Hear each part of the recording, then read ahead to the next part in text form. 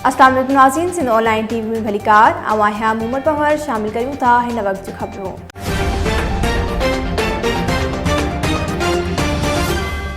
नाज़रीन, Kandiaro bar council hall में advocate हाकिम अली खंड, एडवोकेट सैयद नवीद अली शाह, एडवोकेट फ़कीर अल्ताफ़ हसबानी पारां जश्न मौलूद काबा मौला अली अलैहिस्सलाम वरी अक़ीदत ऐं एहतराम सां मल्हायो वियो। सिंध ऑनलाइन टीवी जे रिपोर्टर असद जाफ़री जी ख़बर मूजिब 13 रजब ते जश्न मौलूद काबा मौला अली अलैहिस्सलाम जे हवाले सां तालक़े बार में प्रोग्राम मुनक़द कयो वियो। हिन प्रोग्राम में ख़ुसूसी ख़िताब इलामा सैयद इख्तियार हुसैन शाह नक़वी साहब कयो, जॾहिं त हिन प्रोग्राम में कंडियारो बार जे सीनियर जूनियर वकीलनि जिनमें advocate Malir Khan Mugheriyo, advocate Khamiso Khan Rind, advocate Ehsan Ali मल्हा, advocate Sabir समूह, एडवोकेट मसूद अली महमड़ ऐं ॿियनि अक़ीदतमंदनि वॾे अंग में शिरकत कई।